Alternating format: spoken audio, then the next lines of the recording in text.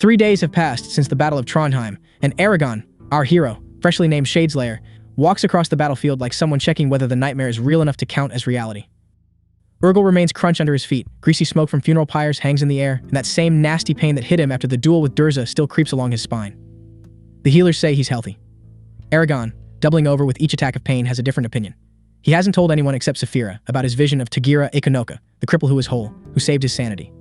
He doesn't yet know that this name will lead him much further than he expects, but right now Eragon doesn't know many things, starting with the question of why life should have any deeper meaning at all. After seeing people torn apart by culls, such questions feel like a needless luxury. Jormundur runs out from Trondheim, Agihad's first deputy, and as it will soon turn out, an exceptionally important man. Agihad is returning from hunting Urgals in the dwarf tunnels. He's accompanied by the twins, who provide magical protection, and by Murtagh, son of the traitor Morzan and Eragon's friend, who is desperately trying to prove to the Varden that he inherited nothing from his father except the name. Eragon and Saphira head out to greet them. Arya is already waiting there, the elf, ambassador of Queen Eidlanzadi, the same one who helped kill Durza before the battle by shattering Isidar Mithrim, the star sapphire rose 60 feet across. The dwarves have not forgiven her for this. Eragon, every time he sees Arya, forgets most of his problems, which, given the circumstances, is surprisingly often. Agihad's group emerges from the tunnel. After 5 yards, everything goes wrong. Urgals leap out from the darkness behind them. Eragon, without Zarok at his belt, because who expects an ambush after a one battle, jumps onto Saphira's back. The dragon strikes with her wings and lunges forward. Below, Arya runs so fast that she almost keeps pace with her. From a distance, magic is useless. Eragon can only watch. And then a strange thing happens. A thin wisp of mist appears in the air, wraps around the fighters, and when it disappears, only 4 are still standing. Agihad, the twins, and Murtagh. The Urgals throw themselves on them. Saphira lands too late. The tunnel behind the attackers swallows the victors and their captives. Eragon kneels by the dying Agihad. The Varden leader, breathing with difficulty, leaves him one last order, short, sounding like something between a request and a sentence. Do not let chaos take hold. Only the Varden can resist the Empire. Promise. Eragon promises. This is the first of many promises in this book that unfortunately can no longer be taken back.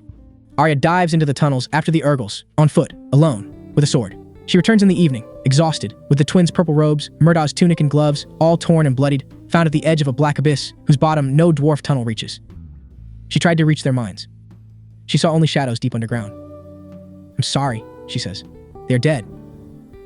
Eragon returns to his quarters on the lowest level of the mountain city. Arya and Angela, the witch herbalist, had assured him earlier that he was healthy. Eragon, trying to saddle Snowfire, doubles over in a paroxysm of pain so violent that Saphira even arches her tail to fight. That wasn't health, that was a suspended sentence. When the attack passes, he lies on the floor, and if I ever face a Shade, the Razak, or Galbatorix again, he thinks, I must be stronger. Brom could have taught me more. Without him, only one thing remains. The elves. Saphira opens her eyes. Good morning, my little one. Really good? More like awful. At this exact point, the period in which Eragon could still pretend to be a farmer from Palancar Valley who happened to find a stone comes to an end. From now on, everything will be politics, treaties, clans, and oaths. That is, everything the farm absolutely did not teach him to handle. A chamber under a dome decorated with constellations. The round Ingaitum table. 5 people. Jormundur, 2 men, tall Umar, and stout Falberd, and 2 women. Sabre, smelling of perfume that resembles a rotting flower, and Elisari, whose kindly face fits poorly with the dagger sticking out from between her robes. The council wants Eragon to support their candidate to succeed Agihad. That candidate is Naswada, Agihad's daughter, young, barely a few years older than Eragon. Eragon understands at once what this is. They want a puppet. Naswada is cover. They, the 5 wise advisors, intend to rule the Varden through her hands. The situation is, so to speak, uncomfortable. Eragon is to swear allegiance to the Varden and appear publicly during the appointment to add the weight of a rider to the ceremony. If he refuses, he insults both Naswada and the Varden, who feed him, heal him, and shield him from Galbatorix. If he agrees, he locks himself in invisible chains. Saphira, deep in his mind, is calmer. Agree to come to the ceremony. As for the oath, see if you can avoid agreeing. Maybe something will still happen. Something does happen. Falbert adds that if Eragon did not swear the oath, the Varden would be dishonored. Eragon agrees. He says, I will swear allegiance. The council members breathe out with such relief that Umirth forgets to hide it. Naswada enters. In mourning black with a purple sash, with almond-shaped eyes lowered so modestly that Eragon wanted to feel sorry for her. And perhaps only Saphira already sees the steel in her at this moment. Arya also enters, having found time to learn from Saphira about everything that happened here, in case the council had any urge to omit certain details from the report. Falbert asks the elf whether the elves will accept the choice.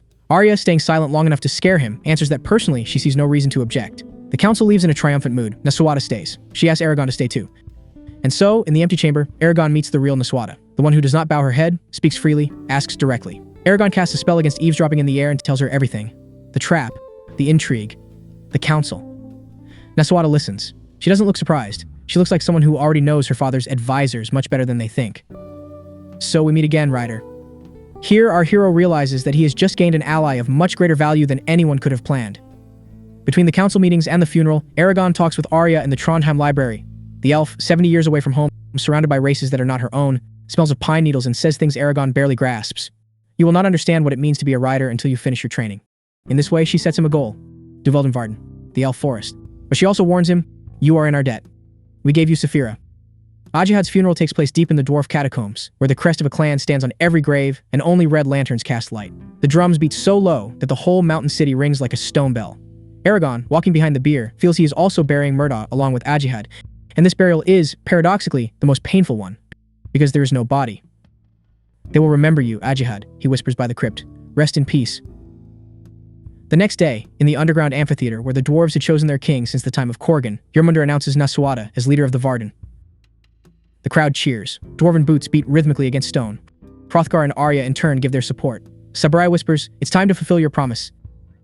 And here, our hero does something the council did not foresee. He kneels. He draws Zarok. Guided by the highest respect, an understanding of the difficulties awaiting you, I, Eragon, first rider of the Varden, Shadeslayer, and Argetlam, give you my blade, and swear allegiance, Nasuada. The hall goes still. Faces of the council stiffen. The triumph they were waiting for turns into the helpless rage of people betrayed. And by whom? By the same people who a few hours earlier were explaining to Eragon how great a harm he would do to the Varden if he refused obedience. Nasuada smiles and touches the tip of the sword to his forehead. Rise as my vassal and take your sword. The chairs of the council will from this moment on remain a little emptier. The power of the Varden has fallen into the hands of a young woman in her 20s, and no one has any illusions left about who really holds it.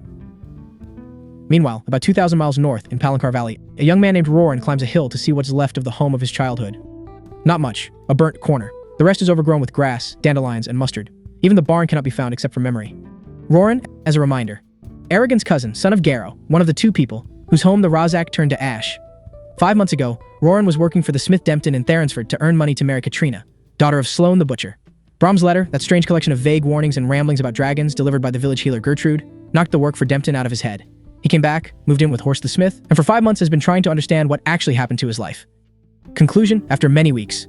This is all because of Eragon and that cursed stone from the spine. Roran does not hate his cousin. He knows Eragon meant no harm. He's only angry that Eragon left Garrow unburied and ran off with the old storyteller Brom on some crazy expedition, as if family duties were something that could be set aside. Roran wants to marry Katrina. Without a farm, without a home, without property, pride does not even let him propose. The plan is modest. Rebuild the farm, survive one harvest, only then approach Sloane with his head held high. That's the plan. Plans in this world, however, have a certain tendency. In the evening, Roran listens to a trapper who has come back from the mountains with news. Strange things are happening in Allegasia. Urgals have vanished from the civilized lands. Half of trade has died from attacks that don't look like ordinary banditry. The attackers don't steal, they burn. They speak of a shade in the north, of red hair, of filed teeth. Galbatorix is gathering armies. And, the trapper adds with a chuckle, supposedly, a new rider has appeared in Allegasia. The whole tavern bursts into laughter. Rumors of new riders return every few years. They all turn out to be false. Roran laughs along with the rest. On the side of the tavern, he notices Katrina. They slip away together to the edge of the village under the stars. Roran tells her he was returning home, that nothing is left of it. Katrina asks directly, and what about me? Roran explains that he must wait, that he will go to Sloane once the first harvest is in. I asked, Katrina repeats quietly, whether you are afraid of him. Roran denies it. Katrina tells him that her father has his own plans for her, that he is looking for other suitors for her, that the longer Roran delays, the harder Sloane presses. She says it with tears in her eyes. Then she lifts her dress and walks away, leaving him under the stars with the feeling that he has just lost something he had until now considered certain. The next morning, Roran goes hunting with Baldur. Above the Anora River, Baldur catches the smell of roasted meat. They sneak through a poplar grove and see 30 soldiers in red tunics with Galbatorix's symbol, and among them 2 stooped black figures with hoods over their faces, the Razak, the same ones who murdered Garrow. Roran reaches for an arrow. Baldur pulls him to the ground by force. Stop! You'll get us both killed! Baldur concludes aloud what Roran does not yet dare to. Since Garrow is dead, Eragon has vanished, and they are still here. That means they are looking for Roran. They want something from him. But what? They run back to Carvajal. Horst the Smith in 5 minutes lays out a plan. Roran disappears into the mountains. Ivor's mare is borrowed, food and a blanket, a bow. The rest of the village will say he went hunting and they don't know when he'll be back. Roran sets off into the spine, into the mountains that no one in Carvajal dares to touch, because there, people disappear. From the pass, he looks down at the village. Soldiers march in pairs along the road. The conversation at the edge of the village ends with Carvajal letting them in. Carvajal has no choice. Carvajal does not yet know it, but it has just said goodbye to peace. In Trondheim, meanwhile, Eragon and Saphira prepare for the journey to Duveldenvarden, the land of the elves, where his further training is to take place. This is a plan that Nasuada agreed to at once. The Varden need Eragon strong, and Eragon so far, as he himself admits to himself, has won mainly thanks to pure luck. The evening before departure, Eragon meets Angela on the way, the witch herbalist, a woman with colossal hair, gathering mushrooms from dwarf dung. Solumbum, her werecat, ignores everyone with due dignity. Angela informs him that she too is leaving, but with the Varden Deserta because she likes to be where things are happening. She also warns him about the elves. The fact that they don't show their feelings doesn't mean they don't have them. The worst is that they can hide them for years. After which, with the purest, stoniest face, she announces that Eragon, Neswata, and everyone around are doomed. To what, I didn't say. So whatever happens, I was right. And she leaves, leaving him with what one usually leaves her with, which is a stupid expression on his face. At dawn, at the northern gate of Trondheim, Oric appears, a dwarf of the Unwelcome clan, Hrothgar's nephew, traveling companion. But Oric holds something else in his hands, a helmet. And on the helmet, the symbol of the Unwelcome clan has been etched, the hammer and stars. My king Hrothgar wishes, Oric says solemnly, for me to give you this helmet as proof of friendship, and along with it, Hrothgar offers to accept you as one of the Durgrimst Unwelcome, a member of his own family. Eragon freezes. Does this mean I will be subject to his authority? If I keep accumulating subordinations and oaths at this rate, I will soon become completely powerless. Saphira calmly suggests that this may simply be a gift, not a trap, a gesture of thanks for the promise to repair Isidar Mithram. Oric adds that this is something unheard of. Never before has a human been accepted into a dwarf clan. Hrothgar argued day and night with the Unwelcome elders to convince them. Eragon slides the helmet onto his head. Oric, with tears of joy, welcomes him as an adopted brother. Neither of them knows then how many problems this will bring. Neswata appears to say goodbye. You agreed, she says quietly, looking at the helmet. Now you are bound again to all three races. The dwarves can invoke the duty of a clan member. The elves will train you and shape you. To me, the human, you have sworn allegiance. Maybe it is for the best. Arya appears, in the same black leather outfit in which Eragon first saw her. She is leaving with them. Underground, they will travel for 2 days through a dwarf tunnel that runs under the entire chain of the Beors all the way to the city of Tarnag. There, rafts wait that will float down the Osragni River to Heddarth, a trading outpost with the elves. From there, deep into Duveldenvarden, to Ellesméra, to Queen Islanzadi, to Tagira Ikanoka. Eragon halts at the threshold of the tunnel, aware that he is once more entering the unknown, that eternal night will surround him in a moment. Saphira asks what is wrong. Nothing. He goes in. Roran has been camping in the spine for the 3rd day. He shoots arrows at a rotten tree trunk until the arrow breaks. He paces back and forth on the path he has already worn into the ground. In the end, he takes off his boots so as not to wear out the soles. He waits. At night, fires appear in Carvajal. Roran, from a rocky shelf, sees lanterns gathering in the middle of the village, the villagers, and a line of torches rising from the edge of the village. Soldiers. For 2 hours they stand against each other. Then they part. The next day, Baldur runs up with news. Quimby, a brewer and farmer, tried to break up a fight between 2 soldiers in Morn's tavern. One of them threw a jug. Quimby died on the spot. But that is not the worst. The worst is what the village got back when it asked for the body. Bones. Carefully gnawed clean with tooth marks. Most have been split open to get to the marrow. Roran stares at the ground. Quimby, stiff, sour, and excellent brewer Quimby, was eaten. Baldur says quietly that in his opinion the Razak are not human. They have foul breath. They clatter instead of speaking. Their backs are stooped. Even the soldiers fear them. That same night, Roran wakes from smoke. The great communal barn in Carvajal is on fire. Falling sparks light up the roofs of Delwyn and Fisk. Roran tears at his hair, tears running down his face. Was it an accident? The soldiers? His fault? He returns to the village. Albric has convinced Sloane to give Katrina's hand. Roran finally realized that there's no point in waiting when every day might be the last. Katrina embraces him in a side alley. Roran promises that they will talk as soon as they finish securing the village. Because Carvajal is just turning into a fortress. Palisades between houses, barrels full of stones, 2 carts overturned across the main road. Roran works at the front, dousing thatched roofs with water. And then one of the Razak rides in from the road on a horse, far away, beyond bow range. The right one drawn back. Is he going to throw stones at us? Roran laughs. A glass vial flies through the air. The explosion hurls a cart into the air. An invisible fist of burning air smashes Roran into a wall. The Razak burst into Carvajal through the fiery breach. Behind them, the soldiers. In the darkness, they kill 3 villagers before Horst and Loring drive the Razak back with pitchforks. Roran, dazed, hauls himself up from the ground, grabs a shield from a dead man's limp hand, and strikes a soldier under the chin with his hammer. To me, defend your homes. Baldur answers first, then Albrich, then Loring's sons, then the rest. Roran suddenly feels a strange drowsiness wash over him. A great, paralyzing weakness. He cannot move. Is this magic? From deep in the village comes Birgit's cry. A stone flies over his head. The Razak dodges with inhuman speed. That is enough for the drowsiness to vanish. Roran grabs the hammer with both hands, raises it above his head like Horst over the anvil, bends backward, and throws it with all his strength. The hammer turns in the air and slams into the Razak's shield with a crash, leaving a dent. Fall back! The Razak retreat backward, stabbing with their swords at anyone who comes too close. At the edge of the road, one of them stops his horse. "You smell like your cousin. We never forget a scent." The Razak shrieks toward the village. "Hand over Roran and I will sell you into slavery. Protect him and we will devour you all." Carvajal counts its dead. Parr, Ged, Bardrick, Farreld, Hale, Garner, Kelby, Melkolf, Album. 10 corpses in the cemetery behind Gertrude's house. Roran looks at the anonymous mound under which the 3 soldiers he killed are buried. "I destroyed them." Bile rises in his throat. He never wanted to kill, and he has taken more lives than anyone in Carvajal. Meanwhile, Eragon, in a place thousands of miles away, has no idea about any of this. Eragon, Saphira, Auric, and Arya emerge from the 2-day darkness of the tunnel under the Biors. Before them lies Tarnag, a dwarf garden city with the white dome of Selbadil, the largest dwarf temple, gleaming like the moon at the top of a pyramid of gray slate. Fields on the lower terraces, houses higher up, the temple at the very top. Riders come down to the gate, but on mounts the likes of which Eragon has never seen. On Feldenost, shaggy mountain goats with horns like snails, larger by a third than ordinary ones. The dwarf clan Feldenost has been breeding them for generations. The escort under Thorv's command leads them through the 7 levels of the city. Dwarves lean out of doorways, mutter Shadeslayer, bow, until their gaze falls on Eragon's helmet, the etched hammer and stars, the symbol of the Agaetí clan. Shock appears on their faces, then outrage, then open hostility. Apparently being accepted into the clan was not the most popular decision in Hrothgar's life, Eragon thinks with that particular kind of laughter that isn't laughter at all.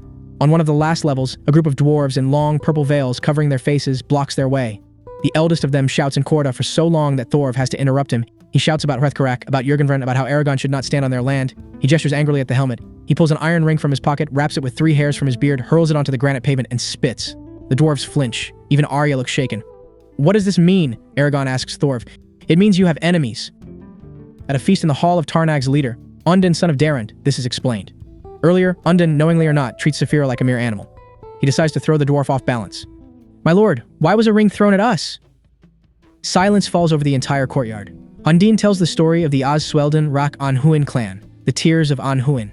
Before the fall of the Riders, they were one of the oldest and richest houses. They lived on the western edge of the Biors. Their best warriors served under Vrael, the last leader of the Riders. Galbatorix and the Forsworn slaughtered them in Urubayan. Then they flew over and killed the rest. Of the entire clan, only Grimskarvlor's Anhuin and her bodyguard remained. Anhuin soon died of grief. The men took the name Swelden Rak Anhuin, covered their faces with purple, and waited. And now Eragon has appeared with the Ingaidum symbol on his helmet. From the Swelden Rak Anhuin's point of view, Vrael's successor has been accepted into a clan other than their own. A living insult. The ultimate insult. The ring with the 3 beard hairs is a declaration of bloody war. Grimsfrin, guaranteeing that the clan will oppose Eragon in everything it possibly can. They do not wish him death. That is forbidden as long as he is a guest. They only want him to disappear as far away and as quickly as possible. For the first time since the Battle of Trondheim, Eragon feels he has done something in his life that cannot be undone. The next day, Ganel, leader of the Quan clan and priest of Selbadil, invites him to the temple. There, in a chamber full of statues, he leads him through the dwarf pantheon. Guntera, king of gods, forged the world from the bones of a giant. Kilf, his consort, goddess of rivers. Uror and Morgothal, brothers of air and fire. Sindri, mother of earth. And Helsvog, the god who against the others shaped the first dwarf from the roots of mountains. Ganel teaches him gestures, prayers, the meaning of incense. He gives him a hammer-shaped necklace into which a spell has been woven that protects against scrying. Hrothgar fears that Galbatorix may have pulled an image of Eragon out of Durza's or the Razak's mind and is already watching. The necklace draws strength from Eragon, but if he falls asleep, it will wake him. Along the inner gallery of Kelbadil runs a great enamel mural. The history of the dwarves from a nomadic people on a vast plain through the migration south. Then, as Eragon realizes with astonishment, the Haderach desert came into being. Earlier, there had been a meadow, to the fall of the Riders. Eragon comes to the scene he was looking for. The first rider, Eragon, his namesake, kneels on the edge of a cliff with a white dragon egg in his arms. Slanted eyes, hooked nose, narrow chin, a foreign predatory face. "We are not so different, you and I, and when my ears come to look like yours, we will truly become brothers across the abyss of time." Eragon touches the cool enamel. Arya enters. A small war of words follows between the elf and the dwarf priest. Arya, in a sweet and polite tone, questions the existence of dwarven gods, the mental capacity of their followers, and the wisdom of gathering wealth in temples instead of feeding the hungry. Ganel turns red. Eragon, completely lost in this theological scuffle, only catches the scale of the insult from Ganel's reaction. "The Swelden Rak Anhuin have stirred up the people of Tarnag," Arya finally says. "It would be best if you stayed in the hall until departure. When they return, fires are already burning in Tarnag." In the evening at Undin's hall, 50 armed dwarves sit in the courtyard and wait. The gates are closed. The crowd is somewhere beyond the walls. A stone bounces off the roof above. A black plume of smoke rises from the edge of the city. Saphira, lying next to Eragon, notes dryly, "Tarnag looks like a kicked anthill. Let's hope nothing bites us." Arya sits down beside him and says quietly that the dwarves are afraid the crowds will not let their group reach the rafts. Eragon suggests that Saphira can carry them. But Snowfire? Hendin's guards? No, if Tarnag holds them, they will have to wait for the agitation to die down. It's a great pity, Arya says, that you managed to offend so many dwarves. Now I regret accepting Hrothgar's offer. I think you made the only choice possible. If anyone is at fault here, it is Hrothgar, for having proposed it to you at all. A longer moment passes. Eragon, in this strange frozen calm, finally tries to learn something about Arya. Does she have a family? Silence, this time very long. No one I am close to. And then, surprisingly quietly, the truth. When Arya decided to become Queen Islanzadi's ambassador and tattooed Yahweh on her shoulder blade, the mark of dedication to a greater good, the same mark that the ring Eragon received from Brom bears, her family disowned her. They will not see her. But that was over 70 years ago, Eragon protests. Arya turns her face away, hiding it under her hair. In this one, very quiet moment, Eragon begins to understand something he has not grasped until now. The loneliness of the elf who has lived for 70 years among humans and dwarves, whose companions in transporting Saphira's egg between Trondheim and Duveldenvarden were Fëolin and Glenwing, both killed in Durza's ambush. Only she survived. At the first dawn, though shadow will cover the valley until noon, the dwarves wrap their weapons, Snowfire's hooves, and Saphira's claws in cloth to slip through the sleeping city. Tarnag looks abandoned. The few dwarves they pass vanish into the shadows like ghosts. At each gate of each level, the guards let them through in silence. 2 rafts wait at the wharf. Saphira slides into the lake and swims. Endin, leader of the Ragni Hefton clan, grips Eragon's arm. I am only ashamed that the hatred of the Az Swelden Rak Anhuan cast a shadow on your stay with us. The rafts push off from the bank. Dawn floods the water. The Az Ragni carries them north. Eragon, in his chainmail, with Ganel's necklace under his tunic, looks at the shrinking Tarnag. Meanwhile in Carvajal, the Empire has invaded my home, Roran repeats in his mind. After the funeral of the 10 fallen villagers, the Carvajal Council gathers. Thane shouts that all of this is Horst's fault, that the soldiers will burn houses, slaughter children. He runs out of the meeting with his face shrunk by paralyzing fear. The rest, Horst, Gedrick, Birgit, Tara, Loring, decide to defend themselves. Horst will forge spearheads. Fisk will make shields. Roran is to lead the defense. I will do my utmost, he answers quietly. In his head, he sees the image of 3 soldiers killed by him, bones cracking under the hammer, muscles being torn. He still feels it in his hands. He never wanted to kill anyone. When he leaves the meeting and climbs to a place from which he can see all of Carvajal, the plan begins to come together by itself. 50 trees around the village, cut down, laid on their sides, branches sharpened, brambles and wild roses woven between the trunks. Behind them, a ditch with sharpened stakes at the bottom. 48 men with axes. Roran asks Birgit to gather women and children for digging. Birgit, who lost her husband Quimby, takes on the task and tells him straight to his face. I will never forget, Roran Garrison, that it was you and your family who brought death upon my husband. She walks away. Roran takes it calmly. Roran stands at the edge of the trench, the village dug in a panic. His mind still full of the image of 10 bodies wrapped in white shrouds, Par, Ged, Bardrick, and the rest, over whom Gertrude has just finished singing the funeral song. In the evening, he drops to the ground beside one of the houses, lays his weapons where his hand can find them in the dark, and that is when Katrina's whisper wakes him from a sleep that never had a chance to start. She leads him to an empty porch. Here, in the night, while Carvajal has just buried 10 of its own, Roran falls apart. Katrina cries with him. Roran wipes the tears from her cheek with his thumb, bright as diamonds in the dark, and asks, without Sloane's consent, without engagement rings, with nothing but a hammer and his name, if she will marry him. Yes. The next morning it rains. A storm floods the valley. The trench fills with mud. Roran takes his watch at the barricade and thinks of only one thing: how to keep Katrina alive. The Razak have posted soldiers on the hills and control every road out of the valley. This time the attack comes from 2 sides. From behind the palisade, a faceless Razak voice shouts through the fog. You have sealed your fate. You will all die. And thrown spears fly over the barrier, one of them catching 10-year-old Elmund, son of Delwyn, in the side. On the northern end, a Razak hurls another glass vial. The blast scatters 3 of the palisade trees. 6 soldiers try to push through the gap. Roran runs there with Sloane. Sloane, the butcher with a cleaver like a half moon and a dozen razor-edged knives at his belt, does something in this fight that Roran never expected of him. Sloane laughs while he fights. Sloane splits a soldier's helmet with the precision of a man quartering a pig. Sloane swings his cleaver, opens a face, draws a second blade, and circles his opponent with a mocking grin. Later, when the soldiers have fallen, when the last of them ran back into the arms of the Razak who snapped his neck like a twig, Sloane wipes his blades and says quietly, they won't get Katrina. Never. Even if I have to skin every last one of them. At the palisade, a worse sight waits for him than anything else that day. Horst, Delwyn, and the other villagers kneeling around a small body with a spear in its side. Elmund, 10 years old. Delwyn and his wife sit beside him without moving, without a word. Something has to be done, Roran thinks, leaning on his spear. Katrina, the children, all of them need protecting. But where? Meanwhile, Eragon, on the raft that the Azragni carries north from Tarnag, is learning the names of the 7 dwarf guards of Undin. Oric hands him dwarf puzzle ring. 8 interlocking rings that need to be arranged into one. Eragon treats this as a personal challenge to his patience, and loses almost immediately. On a more important note, during their first shared flight over the river, Saphira runs into 3 Fanghers, small cousins of dragons, silent and not very clever, but hunters that paralyze their prey with a mental shriek. Saphira handles them easily, with a few wing beats and one burst of flame. Eragon holds on with everything he has. Orc explains afterward that fanghers are rare in the Beors, and Arya is glad they didn't kill them. That same night, Eragon scries Roran by candlelight in Horst's house. Roran sits with his head in his hands. He's fine, Eragon thinks, letting the spell go. A little tired, but fine. He goes to sleep with a lighter heart. Just before dawn comes a dream that is not a dream. A sky covered in smoke, ravens and eagles circling over a battlefield, a man in a cracked helmet lying in the mud with a gauntleted hand shielding his face. Eragon wakes up cold. Arya, when he tells her about the vision, says calmly that it is not a scrying. You can only scry what you have already seen. This is a foretelling, something that occasionally happens to thinking races, especially those who use magic. Something that hints, but does not explain. Eragon asks if he can scry his own memories. Arya looks at him sharply. A number of elven mages tried this when they attempted to reach back into the past. The spell drained all of them completely and killed them where they stood. Never try that.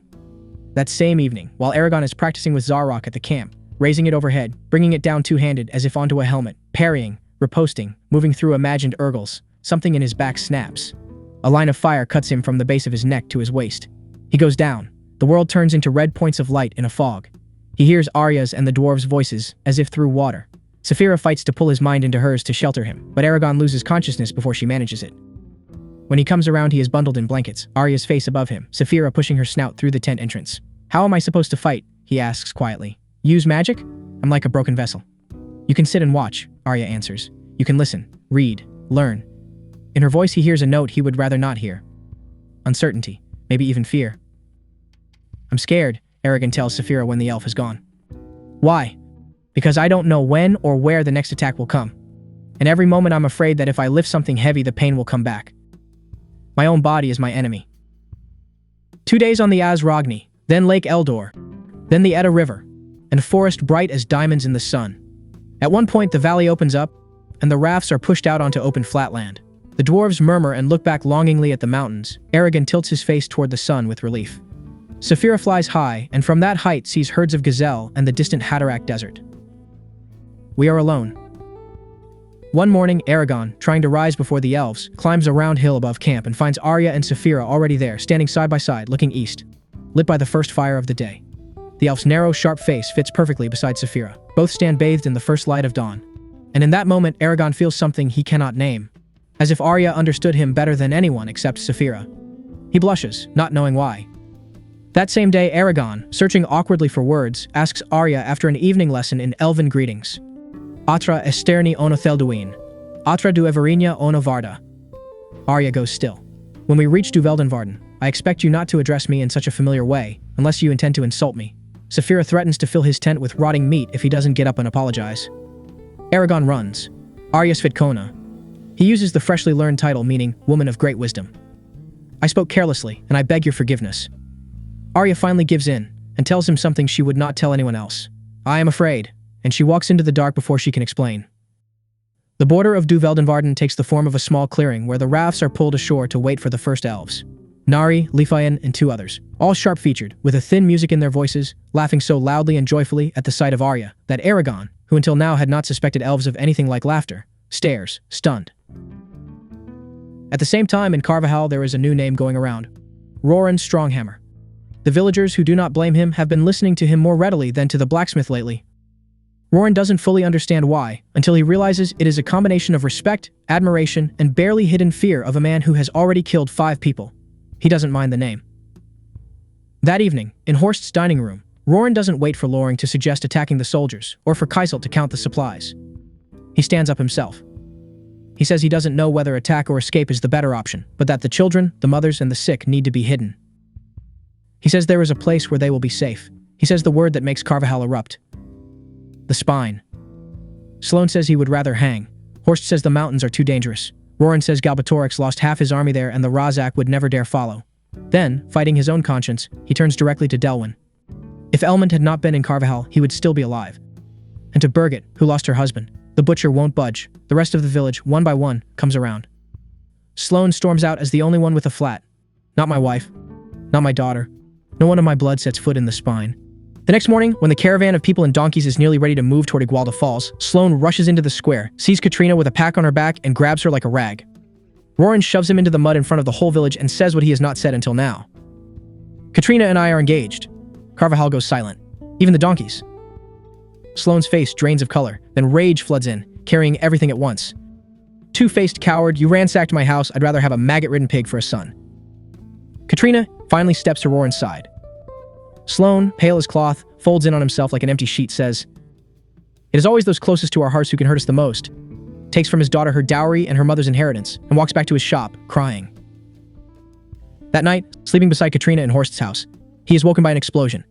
6 soldiers in the doorway, 2 Razak behind them. Katrina throws herself at the attackers, scratching and biting, screaming. Roran grabs his hammer from the floor. What happens in the next minute is mathematics. Shattered shields, crushed helmets, 2 soldiers badly wounded, 3 dead. The Razak grab Katrina and carry her out through the window. Roran runs after them, catches one of the Razak on the windowsill. He is looking at a face he will not be able to forget. Gleaming black skin like a beetle's wing, a bald skull, eyes without lids the size of fists shining like hematite, and where a nose and mouth should be, a long hooked beak from which a purple tongue slides out. Roran screams. The Razak doesn't let go. The Razak, seeing it can't pull the boy free, does something simple. It clamps its beak onto his right arm, snaps the wrist with a crack, and flies out into the night. At the camp, they find not a fight but a scene. The surviving soldiers, tired, their armor dented, tell the Razak they won't lift a finger until they get a new commander. And a human one. The larger Razak jumps across the fire, lands on the shouting man's shoulders like a giant crow, drives its beak into his throat twice, and both Razak calmly lick the blood from the body. The rest are silent from that point on. Then the Razak tip their heads back and shriek into the sky. Higher and higher, until their voices climb beyond the range of human hearing. From the sky, above the spine, 2 shapes descend. The creatures are bare and hairless as newborn mice. They have gray, tight skin, bony chests, long black beaks for piercing prey, and bulging eyes identical to the Razaks. Wings grow from their shoulders. They belong, Roran sees this immediately, to a race older and more powerful than humans. The Razak carry a bound Katrina out of the tent. They also bring out Sloane, who comes on his own, only starting to argue when he realizes he is meant to fly with them. Roran tightens his fingers on the hammer handle. He betrayed us. He killed Bird and betrayed us. We will return when it is safe, the Razak hisses. If you kill the boy, you will pay with your lives. The creatures rise into the sky. Meanwhile, the boats of Arya and Eragon, deep in Unwelcome, pass the last waterfall, and they transfer to horses of the elves. Folk fear for Eragon. Mounts steered not by reins, but by the ancient language. Gang of Fram means forward. Blother means stop. The trees grow thicker with every day. One night in the forest, while they stand by the fire, Ganel's necklace grows hot against Eragon's chest under his tunic. Someone is scrying him. The necklace activates its ward, drawing energy from Eragon and Saphira, and after a few seconds, the attack stops. Galbatorix? Maybe. Maybe just someone from Duvrang or Gada. Arya, hearing this, frowns and says only, all the more reason to reach Ellesméra quickly. In the meantime, Eragon tries to find out why King Evandar died. Lifian mentions him in passing, as if it were common knowledge, an old loss. He died on the plains of Ilaria, in a last attempt to stop Galbatorix, where Brom was. Only later, much later, do Eragon and Saphira connect the dots.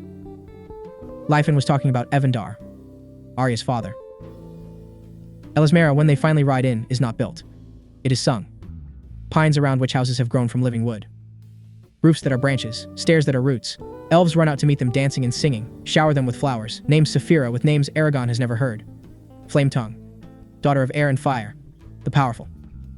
Eragon, who has seen Tarnag and Trondheim, looks for the first time at a city that genuinely fills him with wonder. I could live here.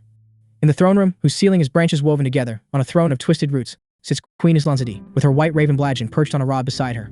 Eragon and Oric kneel. Saphira, who has never bowed to anyone, not even Ijihad, not even Hrothgar, lowers her head.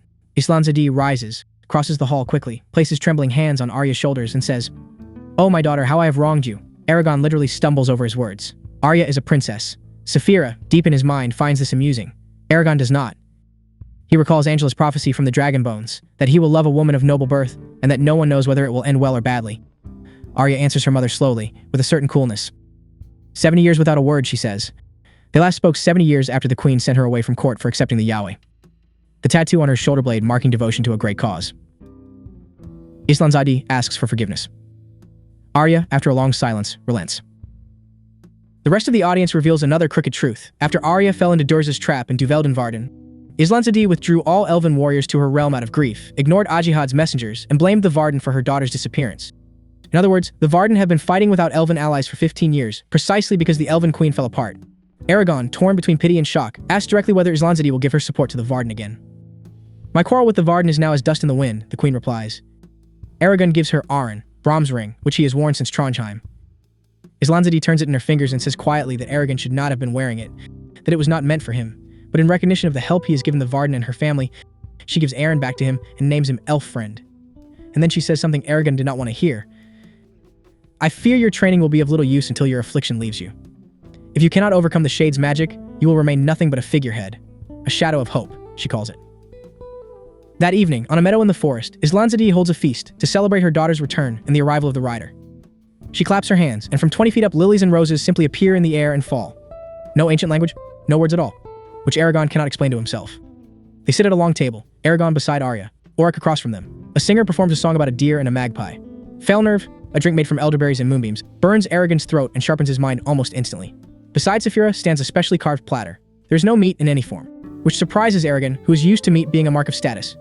At the back, behind the queen, a small old woman moves slowly about, white-haired with age, with a wrinkled face and sharp teeth.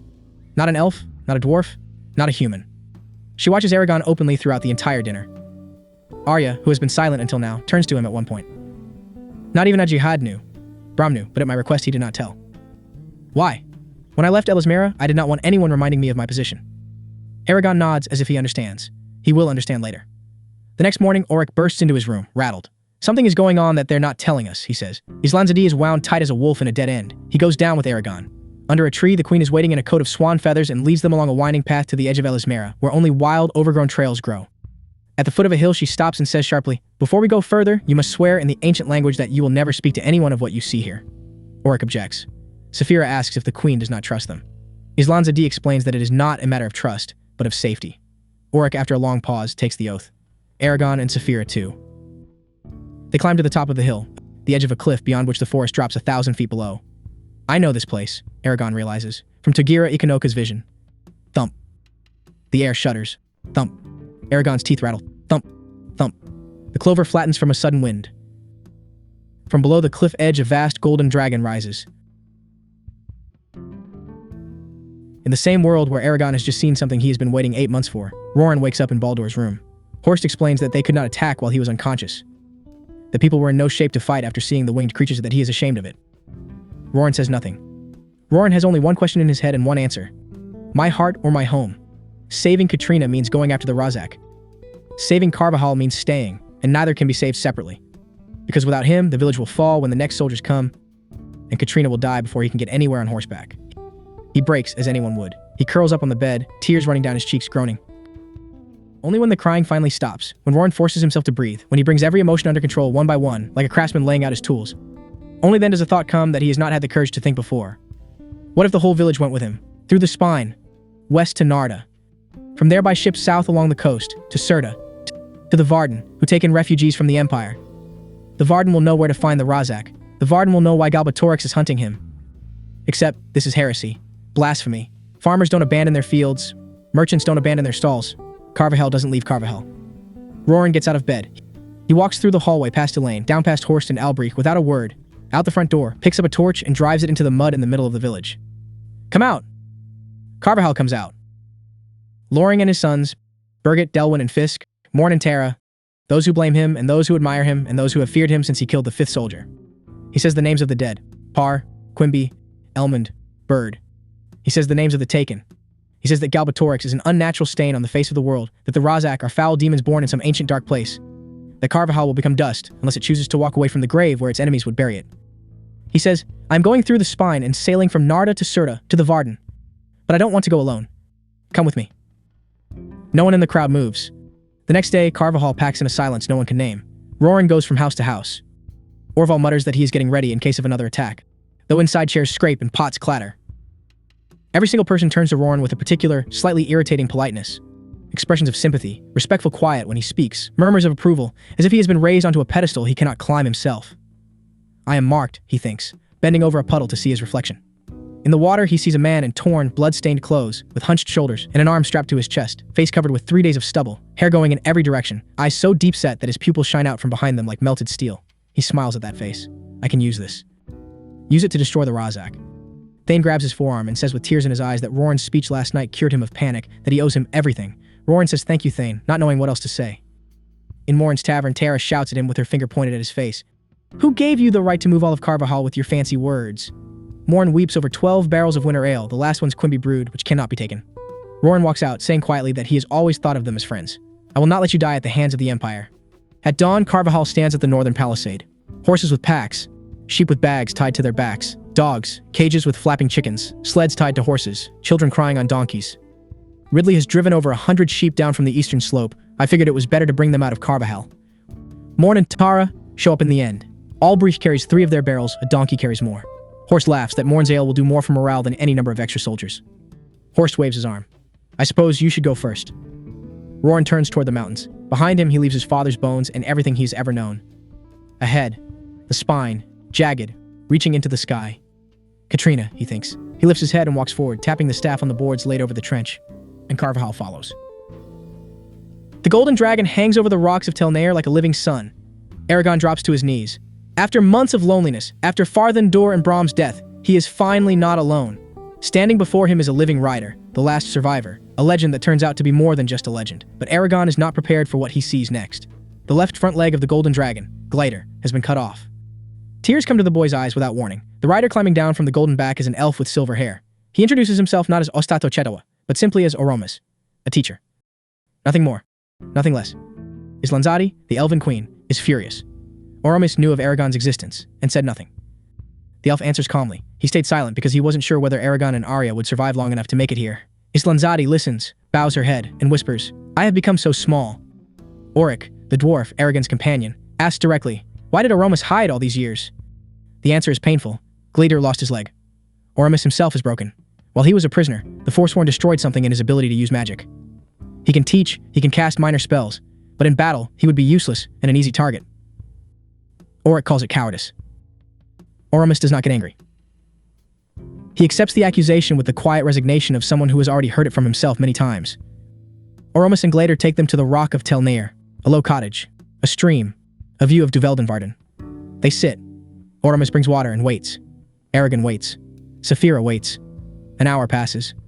The questions in Eragon's head soften into calm acceptance. When Oromis finally speaks, he says, you have already learned to appreciate patience. Good. Then he examines Eragon's hands and reads them like a book. More scythe and plow than sword. No concern for his own safety. They set the rules. Eragon and Saphira are to address their teachers as master. Saphira clearly struggles, but eventually answers. Oromis accepts this without any sign of triumph. The subject of Eragon's injury comes up as well.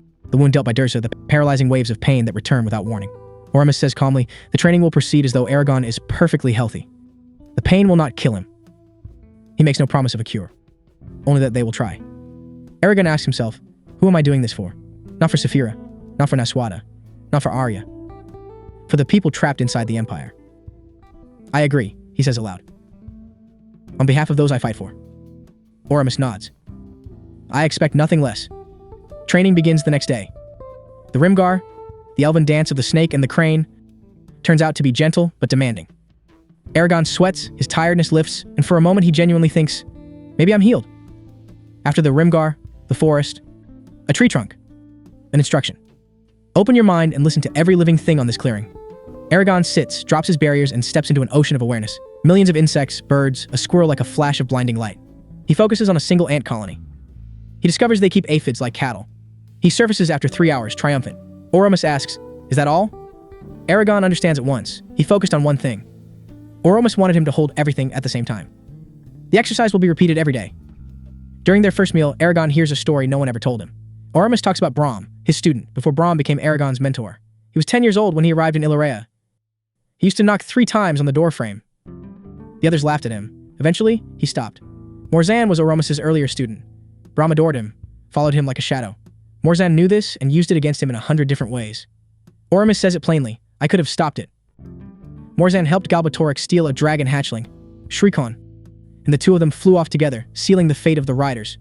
When Galbatorix killed Brom's dragon, Brom lost his mind. He gathered outcasts around him and built the Varden. He passed on his leadership. And he personally killed Morzan. Eragon listens in silence. He knew Brom as a storyteller, then as a warrior and a magician, then as a rider. Now, as a man who changed the course of history with his own hands. I feel like I barely knew him. That evening, Arya appears beneath Eragon's tree, in a green tunic, hair loose, feet bare. The tension he had sensed in her since their first meeting is gone. She invites him for a walk. Saphira climbs down from the sleeping area and lands in a cloud of dust. Arya leads him to the Forge of Runon, an elven smith who made every sword the riders ever carried. She is old in a way no elf Eragon has ever seen. wrinkles like a web of wire beneath her skin. Voice rough. Sharp-tongued, closed off. She hasn't left her home in 3 years. When Arya hands her Zararok, Morzan's sword, now Eragon's sword, something changes. Roran takes it like a mother receiving back her child.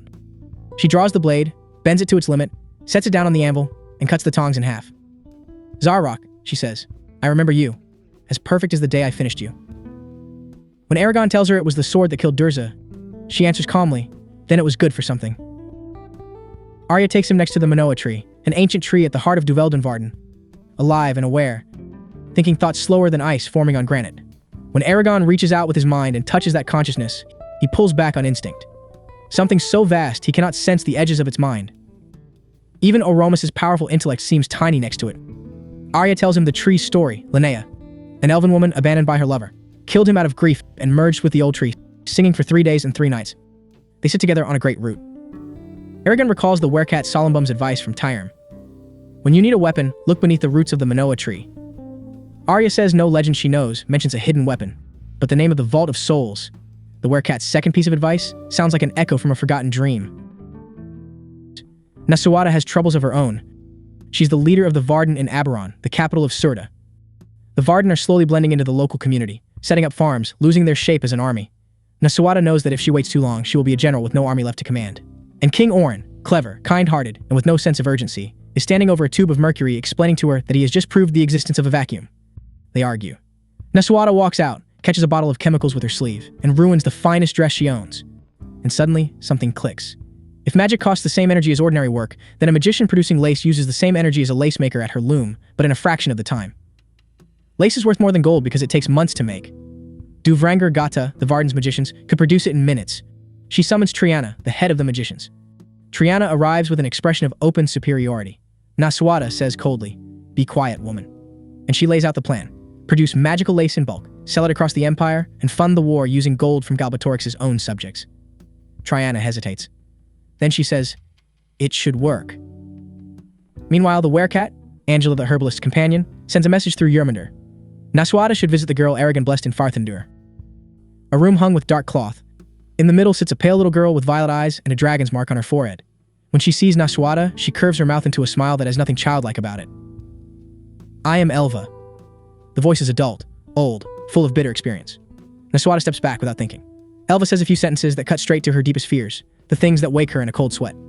Nasuada starts crying without warning and hates Elva for it. Elva explains. Ever since Eragon put a flawed blessing on her, she sees the worry and pain of every person she meets. The magic forces her to protect people whether she wants to or not. She grew up too fast because she had to act.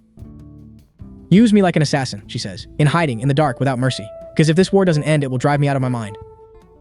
Then she turns back to her plate and attacks a piece of mutton with the hunger of a starving wolf. Angela tells Nasuada that Elva is a danger to herself. When the spell catches her at the wrong moment, she takes the place of the person she is supposed to protect. Nasuada asks Angela to keep an eye on her. Angela agrees too quickly, which immediately puts Nasuada on guard. A storm hits Ellesméra without warning. Eragon wakes in the middle of the night as his bedding thrashes around him like something alive. He makes his way to the window. But then, while pulling another curtain shut, the pain comes back. Not as a warning, as a blow. Eragon cries out once and loses consciousness. He lies in the mud on the floor. Saphira cannot reach him. Their bond grows faint. Eragon welcomes the darkness with something close to relief. He is a 17-year-old lying unconscious on the ground while his dragon rages and cannot help him. This pain will soon have a name. The Obliterator. And it is exactly what that name suggests. The following days of training settle into a rhythm. Every morning, a sparring match with Vanir, an elf with dark hair and open contempt for Eragon. Vanir is the better swordsman and knows it. Eragon loses regularly and has pain attacks just as regularly. After the fight, the Rimgar. After the Rimgar, meditation. After meditation, philosophy and history. In the evenings, scrolls, dozens of subjects. Eragon takes them in with the hunger of someone who never knew this much could be known. During a grammar lesson, Oramus asks him about the blessing he spoke in Farthendur. Eragon recites it. Oramus goes pale. Eragon used scholier instead of scholaro, the difference of a single vowel. Instead of blessing the girl with protection, he cursed her to be protection for others, to absorb the pain and suffering of those around her. "I made her a slave," says Eragon, and his voice shakes. Oramus speaks calmly. "This is your shame to carry. You are responsible for that girl's fate for the rest of her life." Eragon says nothing for the rest of the day. One evening, Arya takes them to the Tealdari Hall. A night garden, flowers opening in moonlight, quiet rooms where elves sit reading. Arya shows him a black climbing vine, 3 deep violet blooms, and blows on them gently. The petals open, revealing an inside as deep blue as the night sky at its edges. Eragon looks at the flower. Then he looks at Arya. And he tells her she is as beautiful as it is. Arya looks at him for a long moment. When Eragon dares to meet her eyes again, he sees the faint curve of a smile on her lips, as if his reaction amuses her rather than moves her. She says only, "You're too kind." She adds that the flower was made for her by Fauline during a summer solstice, long ago. Saphira doesn't go easy on him on the way back. Arya is over 100 years old and Eragon is young even by the standards of his own people. Eragon listens and says nothing. The next morning he loses his patience with Vanir. The elf asks sharply how Eragon managed to kill Durza when he moves so slowly. Eragon answers, "I caught him off guard." Vanir says, "I should have guessed you used a dirty trick." Eragon casts a spell, pins Vanir in place, and tells him he shouldn't be so confident in front of someone who handles magic better than he does. An invisible force hits him in the chest and throws him back 10 steps. Vanir stands over him and says that Eragon doesn't even understand what magic is.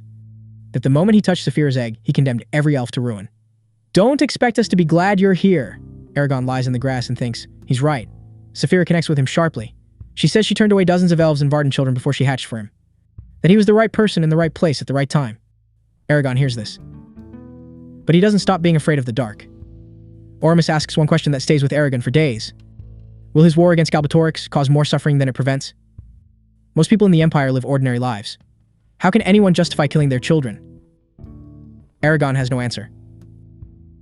The answer comes on its own during meditation as he watches red ants attack another colony and leave only a handful of survivors. Galbatorix will not die of old age. He could rule for 1,000 years. Every bit of suffering the war brings will be less than suffering that goes on forever. And only taking back the 2 eggs can save the dragons from being wiped out. Oramus listens, makes tea. He says, "Now you understand, but you shouldn't take any comfort in it." The magic lessons have their own depth. Oramus teaches subtlety. 12 lesser words of binding. Ways of killing with a spell that costs less energy than lifting a feather. How to fill matter with power the way Runan put spells into her swords. There's also a lesson on the true nature of magic. The sounds of the ancient language are not its source. The source is thought.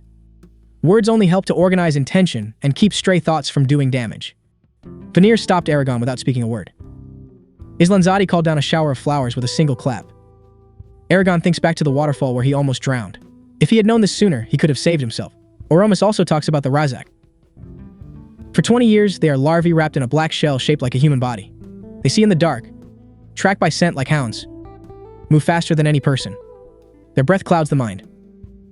Their weak points. Bright light hurts them, and deep water is deadly. After the 20th year is full, they shed their shells, spread their wings, and become Lether Blaka. Their mounts, their parents. The riders nearly wiped out the entire species before the fall. Tulka escaped and now serve Galbatorix. Eragon creates a Faerth, an elven image drawn by magic on a polished slate. Oramus tells him to find something worth keeping. The first image is good, but too focused, the same problem as in his meditations. Oramus gives him a second tablet. This time, however, Oric and Arya are standing in the clearing. Oric is checking on the progress of the training on King Hrothgar's orders, and Eragon cannot concentrate. In the end, he gives up and thinks of Arya. He puts into the image every bit of love and wonder and fear he carries inside him. The result stops him cold. The image is technically flawed, but so full of feeling that Eragon doesn't recognize himself in it. Oramus silently hands the tablet to Arya. Arya holds it for a long moment. Then she raises the Faerth above her head and throws it to the ground. It shatters. She crosses the clearing with her head high and disappears into the forest. Oric says quietly, "In all the decades I've known her, I've never seen her lose control like that." Oramus explains that evening. The Faerth revealed the depth of Eragon's feelings. Arya, the queen's daughter, over 100 years old, cannot reject him outright without insulting a rider on whom so much depends, and she cannot encourage him either. The Faerth put her in a trap with no way out. Oramus says calmly, "Killing Galbatorix matters more than anyone's happiness." Eragon looks for Arya the next day to apologize. She avoids him. Eventually he understands and stops looking. In the south, Roran leads nearly 300 people from Carvajal through the spine toward the coast. The journey cost them dearly. 3 people froze in the mountains, a boy broke his arms, Southwell drowned in a stream. Hunger wolves, cold. But they made it. Below them, wedged into a rocky gap, lies Narda. The sea is red as wine in the last light of the sun. The villagers say Roran is driven by something, that not even the Razak could bring him down. He carries this without question, because it's the only thing that keeps him from thinking about Katrina. In the morning, a small group enters Narda. At the gate, Horst lies smoothly. They've come from Term. They're traitors. Roran says he's a potter. A soldier eyes his hammer with suspicion. Roran answers without flinching. "How do you think you break a glaze?" At the wanted board, Roran sees his own face. Reward, 10,000 crowns. He smiles. He feels suddenly important. Then his eyes move to the next notice. Eragon. His stomach tightens hard. First relief, he's alive. Then the old, familiar anger. Eragon, whose fault it was that Garrow died. For his capture, no reward. A county. And a warning, he is extremely dangerous. The port is nearly empty. Sailing season is over. No ship is free. But Narda is just one step. Ahead of them still lie Serta, the Varden, and everything that stands between Roran and Katrina. Roran strikes a deal with Clovis, a short, gray-haired man who owns 3 river barges, and manages to push the departure to the day after tomorrow instead of a week from now. The barges are old but solid, each 75 feet long. There are no trained sailors among them, so the villagers will have to fill in as crew. But Roran lays it out plainly. They can only afford a down payment of 200 crowns, and they can't pay the rest. That same night, Roran is on watch. He feels a sudden, unexplained chill, like something brushed the back of his neck. He looks around and sees a black shape on the horizon, blocking the moon. It's one of the Razak's mounts, a winged creature called a Letherblaka. The creature's sharp shriek makes your blood run cold. Roran acts immediately. He orders everyone to stay silent and get down, then kills a blinded donkey that won't stop braying. A deer startled by the Razak runs across the meadow and covers the hiding villagers. The creature circles for a moment, then drifts off into the night. By morning, an echo of its scream is heard in the distance, and then silence. After that encounter, no one argues against traveling by barge. At the gate, the same white-haired soldier from before recognizes them. When he says the name Roran, drives a spear into his throat and caves in the other man's helmet with a single hammer blow. They hide the bodies in a culvert under the road and walk calmly toward the port. Clovis takes the 200 crowns, spreads out a map, and goes over the tides. The loading and departure go smoothly, though one old man, Wayland, Calitha's stepfather, refuses to board and has to be held back by force. When the barges push off from the shore, an alarm rings out from the city. Clovis wants to turn back. Roran says coldly that the man will honor their deal or be put ashore. The captain finally nods. Curse you, Stronghammer. The whole of Carvajal is already waiting on the beach. In Ellesméra, Eragon's days settle into a calm and steady rhythm, something that starts to feel like a normal life. He walks with Saphira, with Auric, and lately, with Arya again. Though the elf never comes alone, always with someone beside her. One evening, Eragon goes looking for her at Tealdari Hall to apologize for the Firth. Arya appears in the doorway. She reaches out and takes the flowers he brought. She makes tea. They sit by the window and talk quietly for a while. Eragon says he doesn't want to lose her friendship. Arya says the friendship will hold. As for walking together, maybe. We'll see what the future brings. That's the best he could have hoped for. Eragon is grateful for it. Glider takes Eragon and Saphira to the top of Mount Fionnuala, above the clouds. There, in blinding sunlight that gives off no warmth, he explains to them the true nature of the bond between a rider and a dragon. Thousands of years ago, when the elves and dragons ended their war, their wisest spellcasters spent 9 years working on a spell that would tie the two races together more deeply than any treaty. Together, the elves gave it structure, the dragons gave it power. Their souls were woven into one. The dragons gained the ability to speak and a general sense of refinement. The elves gained long life. Before that, they lived as short lives as humans. Dragon magic, running through every part of their being, touched the elves, and over time gave them their well-known strength and grace. Humans joined the spell later, so they changed less. But they were changed too, made more civilized. The dwarves never joined the pact. That's why there has never been a dwarf rider. And that's why they are, in a way, more independent. They don't suffer when any of the other races do. If one of the 3 races suffers, so do the others, Glader says. By killing the dragons, Galbatorix wounded his own people and the elves. The elves are fading. Humans have lost part of their culture. Glader also speaks about what connects Eragon and Saphira at a level deeper than sharing thoughts. Their souls are bound together, permanently. When a dragon or a rider dies, the other must shut themselves off and break the connection, so the pain doesn't destroy them both. Everyone dies alone, Glider says. No one can follow the other into that darkness. In the evenings, Eragon goes outside Ellesméra with Saphira to hunt. The elvish food, plants only, is no longer enough for him. But when he kills a few rabbits with a spell and reaches for the meat, the meditation has done its work. He remembers the animals' minds, their alive, restless need to exist. He can't eat. Saphira swallows the rabbits without hesitation and says that everything has its place in this world. Even the rabbit knows that. Training has its hard moments too.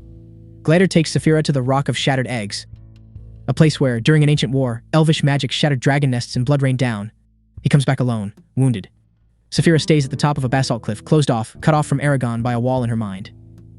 Eragon calls for Folkveer, an elvish horse from the time they passed through Silthram, and rides to the top. He climbs the tower using magic and lands among the broken bones of ancient dragons. Saphira is huddled in a cave, facing away from the entrance, trembling.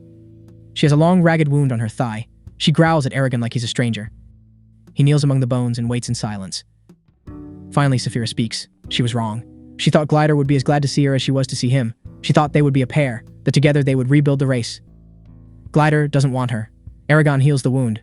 a long, complicated spell that stitches the muscle back together under the dragon's skin. Then he tells her she is his family, that nothing will ever change that. Saphira lets out a reluctant cough of amusement and finally lifts her head. How am I supposed to look Glader in the eye now? You'll apologize, Eragon says. Tell him you're sorry. He'll listen. Just before the Blood Oath celebration, Agaetí Blödhren, held once every 100 years, Aramis gives Eragon and Saphira an assignment. Prepare gifts. No magic. With their own hands and skills. Eragon spends the evening at his desk, pen in hand. He thinks about what truly moves him. Durza's wound, his fear of Galbatorix, the songs of the elves. Those three things come together in his mind into a single story. He writes without stopping for an hour and a half, filling 14 pages. Saphira listens as he reads the poem out loud. You've changed so much since we left Palancar Valley, she says. When Eragon reads the poem to Aramis, he nods. Rough, but true. He will add it to the library at Tealdari Hall. Agaetí Blödhren is like a dream, blurry, layered, full of fragments. Eragon remembers the elves in the branches of the Manoa tree, trading riddles. He remembers the endless poems, the song of Arya and Islanzadi. He remembers the wonders the elves brought to the celebration. A glass orb where a different flower blooms every few seconds. The sounds of the elements played in lily cups. A shield made by Roran that will never break. Oryx's wooden pyramid, taken apart and put back together by delighted elves. His own poem was received warmly. Islanzadi had it read twice. Saphira brings a black stone 3 times the height of a tall man, melted and shaped by herself. With her tongue, she explains briefly. Layered waves of rock twist into detailed patterns. When she breathes fire over her work, the edges of the stone glow dark red and small flames flicker in the grooves. The elves call out, "Well done, bright scales!" And then comes the moment everything has been building toward. 2 elf women, Iduna and Naya, stand back to back. They open their robes. A dragon tattoo covers their bodies, running from the ankle of one across their torsos to the chest of the other. They begin to dance. The music grows. The song pulls everyone in, and Eragon finds himself speaking words he doesn't know, swept up in something he can't stop. The twins spin faster and faster, until the dragon on their skin begins to move. It blinks, it lifts its wings, it peels away from their bodies and rises into the air. A spirit made of elvish and dragon magic held to the bodies of Iduna and Naya by something like cord. The dragon hangs in the air before Eragon. Its eyes are full of grief and knowledge. Eragon raises his hand. A voice like fire speaks. Our gift. So you can do what must be done. The dragon touches Eragon's Gedwe Ignatia with the tip of its snout. A spark jumps between them. Eragon goes stiff. A blinding heat washes over him. The scar on his back burns like a brand, and everything goes dark. When he wakes, he's alone in a bedroom in a tree. It's still night. Through their bond, Saphira reaches him. She was needed to finish the ceremony, but she'll be back at dawn. She tells him to look in a mirror. Eragon picks up the mirror. All the physical changes that had been slowly happening to him since he bonded with Saphira, changes that would normally have taken years, were completed in a single night. His face is smooth and sharp like an elf's. His ears are pointed, his eyes angled, and his skin seems to glow with a faint magical light, but he didn't become an elf. His jaw is stronger, his brows heavier, his face wider. He is more beautiful than any human, and more striking than any elf. He looks for the scar on his back. It's gone. Smooth skin where Durza's curse had sat for months. Eragon touches the spot and cries. His back will never hurt him again. He dresses in his best clothes and goes out into the night. The elves don't recognize him. They greet him as one of their own. His senses are sharper than ever. He can see in the dark, feel every flaw and metal, hear a mouse moving through the undergrowth. He follows Arya deep into the forest. They stop by a narrow, clear stream. Pine branches form a kind of cave around them, cut off from the rest of the world. And then the magical night, his changed body, and the wild energy of the forest take over. Eragon tells her he loves her. He says he'll do anything. He'll follow her to the ends of the world. Arya says, "It's not possible. You are too young. I am too old. That will never change. My feelings for you are the feelings of a friend, nothing more." Eragon asks how she can be so cruel. "I'm not being cruel," she says. "I'm being kind. We're not meant for each other." And she tells him clearly, without softening it. "Until you learn to control yourself, there can be no friendship between us, because your feelings make you forget your duties." She walks into the forest. Eragon sits down on a rotten log and cries. Saphira covers him with her wing, and they stay like that until the night becomes day and Agaetí Blödhren comes to an end.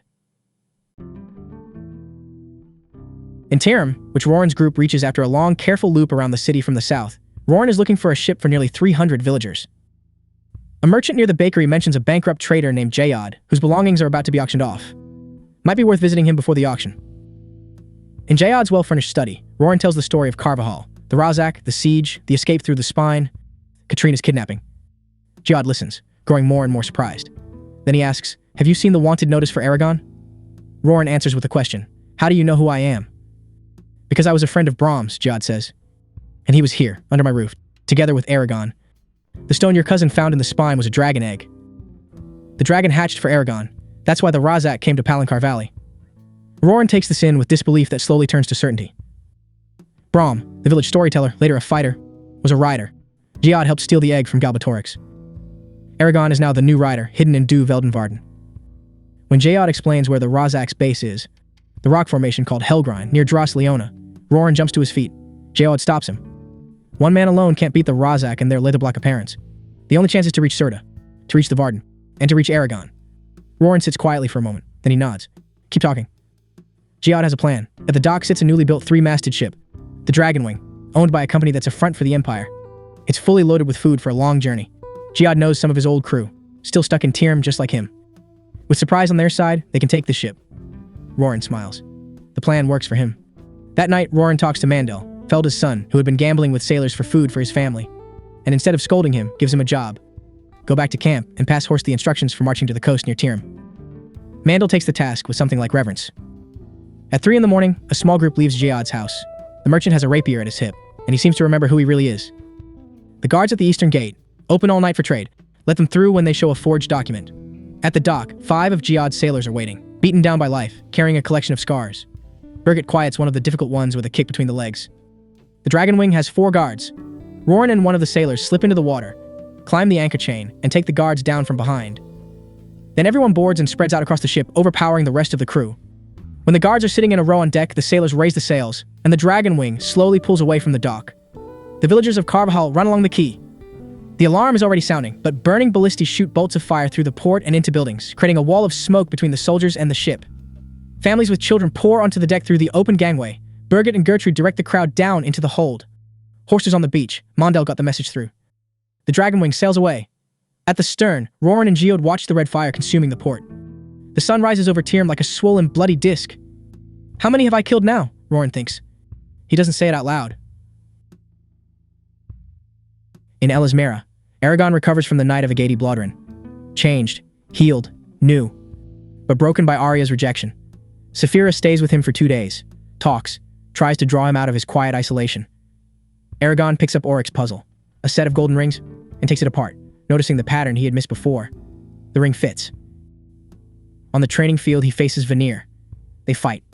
Eragon discovers that the dragons, during the ceremony, gave him not just the appearance of an elf, but their physical abilities as well. Speed, agility, strength. Vanir, who had always dominated him before, now fights like a normal person. Eragon dances around him, leaps more than 10 feet into the air, lands behind him, and finally breaks his arm with a single blow. Vanir drops his sword. Then he raises his good arm and bows. I ask forgiveness for how I acted before. Eragon Elda, I thought you had condemned my people to destruction. It seems, however, that you have not. Eragon bows in return. He offers to heal the arm. Vanir refuses. He wants to keep the wound as a reminder that he crossed swords with Eragon Shadeslayer. Oromis teaches him the last great secret. You can draw energy for spells not only from your own body, but from all living things you connect with. Eragon tries it, and immediately feels the death of ants, mice, plants. He dies again and again with them, because he is bound to them. I'll never do that again, he says. And you won't have to. If you keep discipline, you can only draw from those who can bear the loss. Eragon talks with Oromis about the religion of the elves. The elves believe in nothing. No gods, no miracles, no life after death. Only what can be proven. Eragon pushes back. So many people can't be wrong. Oromis answers calmly. The conclusion is yours to make. That night, Eragon dreams of 2 armies, green flames, and a beast drawing closer. He wakes and reaches for the dwarf necklace, which burns at his throat. Someone is trying to scry him. In the morning, Blagden arrives, white raven. He speaks in riddles. 1 of 2 is certainly 1. 1 can be 2. Son and father alike. A hint about Eragon's father. Before Eragon can pull the name from the raven, Blagden flies off with an ink bottle stopper in his beak. Troubled. Eragon picks up the mirror and scries Nasuada. He sees the gathered commanders. He hears pieces of a conversation about Galbatorix's army, 100,000 soldiers, maybe more, marching south. An illusion had hidden them from spies for weeks. Arya is at the table, alive. He scries Roran, tired, bearded, on the deck of a ship, dozens of villagers behind him. Then he scries Carvajal. The village is gone, just a black mark on the ground and 4 wolves. The mirror slips from his hand and shatters. Eragon leans against Saphira and cries for the second time that night. Saphira brushes his arm and says quietly, "It's time. We're going back to the Varden." Eragon packs his things in 5 minutes. He goes to say goodbye to Auric. The dwarf practically jumps for joy at finally being able to leave the elvish forest. Together they fly to the rocks of Tel Nair. Oramus and Glader are waiting. "Why didn't you tell me sooner?" Eragon asks. "We found out 9 days ago, and the size of the threat, 3 days ago, when Dathader broke through Galbatorix's spell that was blocking scrying. Islan Zadi has already called the elves to arms. For the first time in 100 years, the elvish army is preparing to leave the forest. If we had told you sooner, your honor would have made you stop your training. We wanted to give you as much time as possible. There's a small but frightening chance that Galbatorix himself will take the field. When that happens, you need to be strong enough to at least keep his attention away from the Varden." Eragon understands. He isn't angry. Oramus takes out 3 gifts. The first, Flask of Felnerve, a spell-strengthened drink that will give you strength when everything else has failed. The second is the Belt of Beloth the Wise, wrapped in fabric. It holds 12 diamonds, 4 white, 4 black, the rest in color. It's a reserve of magical energy for when it's needed most. The third is Eragon's own poem, copied out in Oramus's hand, illustrated with great care. Eragon and Saphira swear to return. "We will return," Saphira says in the ancient language. "We will return," Eragon repeats. And then Saphira spreads her wings and rises into the sky, carrying Eragon and Auric on her back. And below Ellesméra, only the golden scales of Glider and the silver mane of Oramus remain, growing smaller and smaller until they disappear completely among the pines. The flight south takes them through Duveldenvarden and the Hatterek Desert. Auric and Saphira pass the time with riddles. She solves his dwarvish puzzles in seconds, while he nearly faints over her question about bitter gold, then accuses her of taking unfair advantage of double meanings. Eragon skipped the whole game, because he always preferred clear answers over riddles. After 3 days of flying, they reach Aberon, the capital of Surda. The Seneschal Dawar greets them with formal politeness and informs them that the Varden have already marched toward the burning plains. Eragon orders a week's worth of supplies, all plant-based, to Dawar's quiet surprise. And while he's at it, warns him about a murder one of the stable hands is planning. How does he know? Because he's a writer. Meanwhile at sea, Roran is having his own adventure on the Dragonwing, mostly involving a fight with 3 Imperial corvettes and an ocean doing its best to sink the ship. Things get desperate when Geod comes up with the idea of forcing their way through the Eye of the Boar, a massive whirlpool that has swallowed more ships than the entire royal fleet. Uthar, the captain, goes pale. Roran drives his hammer into the table and asks if it can be done. "You have to be crazy." "Then I am crazy." They sail. The crossing is a nightmare of oars and sweat. Roran hangs from the crow's nest above the raging water, counting seconds. The corvettes nearly catch them. At the last moment, they lose speed and begin to get pulled into the depths. The mage on the lead corvette manages to fire off an arrow of green fire. When the eye weakened, the Dragonwing broke out onto open sea. Somewhere in the ring of foam, Roran sees 3 broken masts through his spyglass. Or thinks he does. Eragon and Saphira fly toward the burning plains. Foul-smelling fumes, orange light through clouds of black smoke, ground riddled with cracks leaking flames. The most threatening sight Eragon has ever seen. On the eastern bank of the giant river stand 2 armies. The Varden, large but painfully small, against Galbatorix's force of 100,000 pressed soldiers. Naswada goes over their chances of winning with the flat precision of someone who has stopped being surprised by bad news. It can be done if they can take out the enemy mages, if Galbatorix doesn't show up in person, if they hold long enough for the elves. Then Eragon sees Elva, a girl with violet eyes and a white mark on her forehead, the same one he cast a protective spell on a year ago. A spell that, instead of protecting her, condemned her to feel the pain of everyone around her, every person within range, around the clock. She speaks in a grown woman's voice. She forgives him. But she wants him to know that she can't sleep at night, because the spell forces her to run to every person in pain. "This is your gift to me, Ryder." Eragon kneels, takes her hand, and promises that after the battle he will lift the spell. For a moment, Elva looks like a normal child. Then she hides behind her wall of hard-edged calm again. Angela appears by a pot of poisons and delivers a speech to Eragon about what a fool he is and what kind of ancestors he must have had. Eragon stands with his hands folded and waits. When Angela stops to take a breath, he tells her she's right and informs her of his plan to lift the spell from Elva, and the herbalist blinks 3 times quickly and closes her mouth. This is the moment Angela goes quiet from disbelief. Naswada receives the Urgal envoys.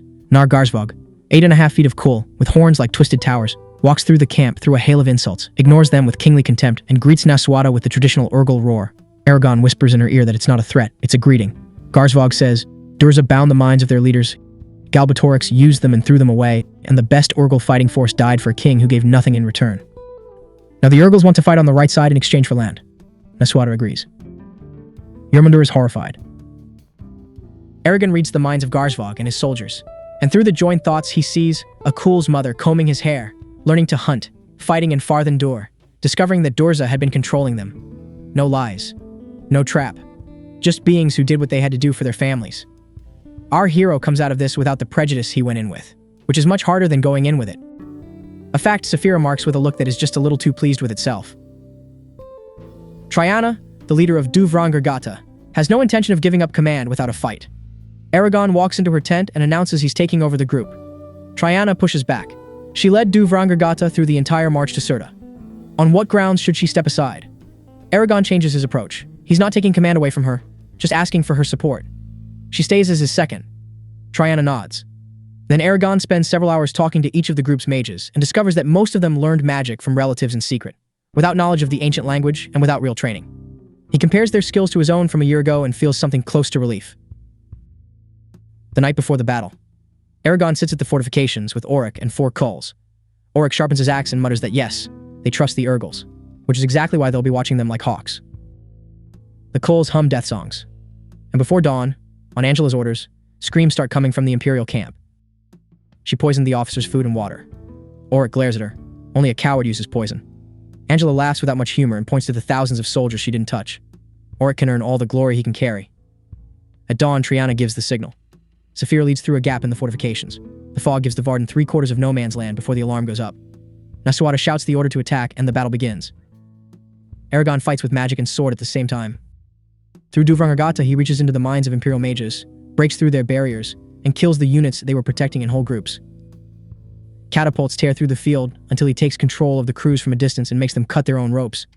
3 times he and Saphira push through the front line, cause damage, and pull back before they can be surrounded. Every clash leaves them more beaten up and drained. Saphira takes a spear in the shoulder. Eragon has bruises and a cut hand. In the middle of the chaos, a herald's trumpets announce the arrival of Hrothgar's dwarves from the east. The Varden come alive. The Imperial soldiers hesitate. And right then, from the north, a red dragon appears, shining like a burning forge, with white claws and deep red eyes. The rider on its back reaches out, and a beam of ruby energy hits Hrothgar in the chest. The dwarf mages cry out. They burn through all their energy trying to block the attack and drop dead. Hrothgar clutches his chest and slowly sinks to the ground. Eragon draws the last of his strength from a wounded horse and he and Saphira throw themselves at the red dragon. A fight in the clouds.